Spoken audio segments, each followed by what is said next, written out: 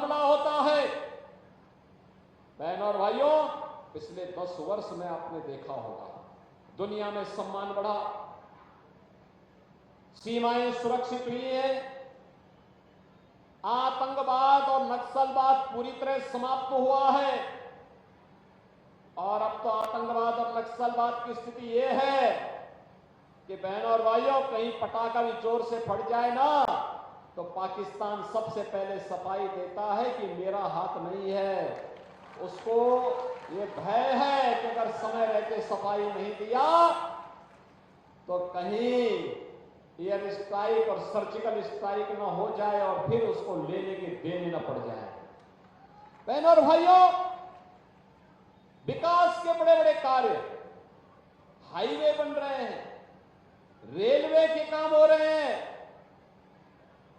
Expressway बनने जा रहे हैं, बन रहे हैं। और यही नहीं, आज AIIMS, IIT, IIM, triple IT, NIT, world class university और 1 डिस्ट्रिक्ट 1 मेडिकल कॉलेज का निर्माण भी हो रहा है। याद करिए, यह कमिश्नरी विश्वविद्यालय नेता बाबा पाटेश्वरी के नाम पर हम लोग एक विश्वविद्यालय इस कमिश्नरी को दे चुके हैं और महाराज सोहेलदेव के नाम पर मेडिकल कॉलेज का निर्माण बहराइच में करा चुके हैं। बहनों और भाइयों, कांग्रेस के समय क्या होता था, समाजवादी पार्टी के समय क्या होता था, उसका उदाहरण देखना है तो उसका सबसे बड़ा उदाहरण है सरयू नहर राष्ट्रीय परियोजना। सरयू नहर राष्ट्रीय परियोजना 1972 में योजना आयोग ने इसकी सहमति दी थी। 6 वर्ष फिर बस्ते में पड़ी रही।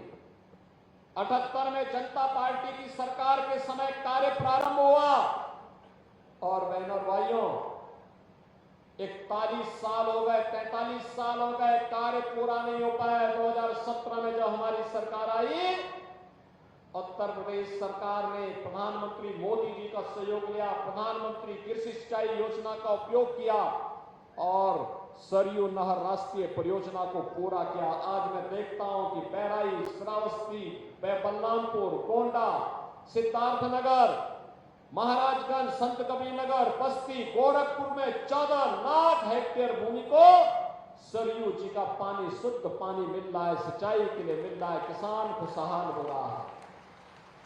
वे योजना बनाते थे, लोगों को बहकाते थे, बंदर बांट करते थे, योजना कभी पूरी नहीं हो पाती थी। हमने जो कहा सो करके दिखाया।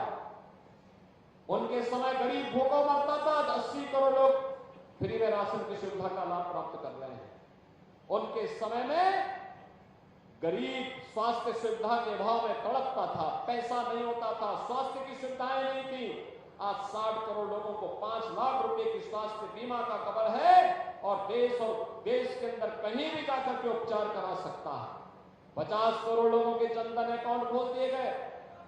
12 करोड़ किसानों को किसान सम्मान निधि का लाभ प्राप्त हो रहा है। 12 करोड़ घरों में शौचालय बन गए। 10 करोड़ घरों में, बहनों और भाइयों, आज उज्ज्वला योजना का रसोई गैस भी पहुंच गया है।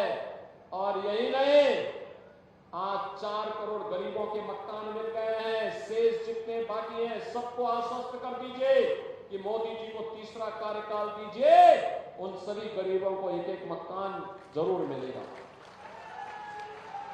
जरूर मिलेगा। हर घर नल की योजना साकार हो रही है। विकास सिर चढ़ करके आज बोल रहा है और ये विकास विकसित भारत के आधारशिला बन रहा है।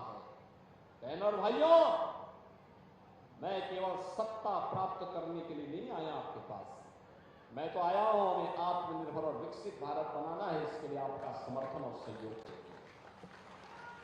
इसके लिए मोदी जी को तीसरा कार्यकाल चाहिए।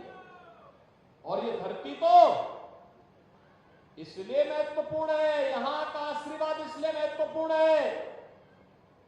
बहनों और भाइयों, ये वही धरती है जिसने भगवान सोमनाथ के गुनाहगार को सालार मसूद को मौत के घाट उतार करके उसकी कब्र इसी बहराइच में गाड़ने का काम किया था।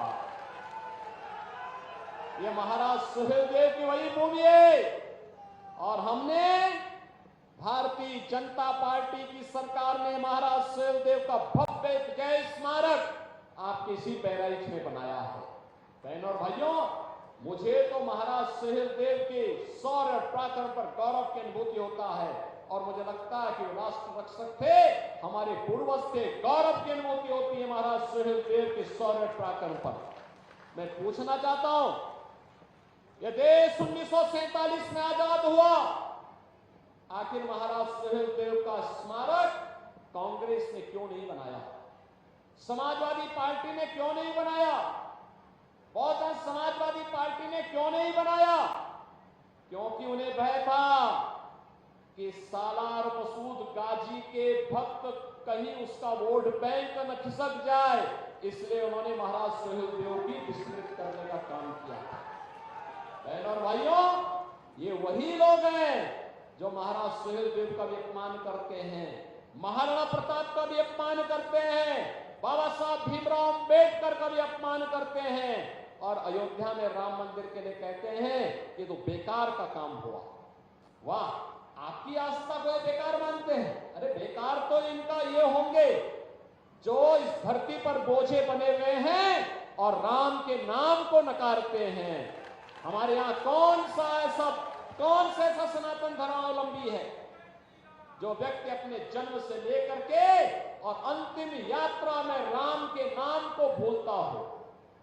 बेटा जन्म लेता है, परिवार में कोई जन्म लेता, बेटा या बेटी जन्म लेती है, अखंड रामायण का पाठ होता है।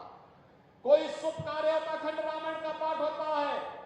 हम सोते हैं, जगते हैं, उठते हैं, बैठते हैं, दुख में सुख में एक नाम लेते हैं, वह नाम है राम का नाम होता है और अंतिम यात्रा भी निकलती है तो राम नाम सत्य है कह करके अंतिम यात्रा भी निकलती है। जहां राम हमारे श्वास श्वास में रग रग में बसे हुए हो, वहां राम को नकारने का मतलब भारत को नकारने जैसा है। अरे भारत को नकारने वाले लोग भारत के हितैषी नहीं हो सकते, आपके हितैषी नहीं हो सकते, गांव गरीब किसान नौजवान महिलाओं के हितैषी नहीं हो सकते। और यही कारण था इनके समय दंगे होते थे। पिछले 7 वर्षों में तो यूपी में दंगे नहीं हुए, कर्फ्यू नहीं लगा। आज गरीब को उसका हक मिल रहा है।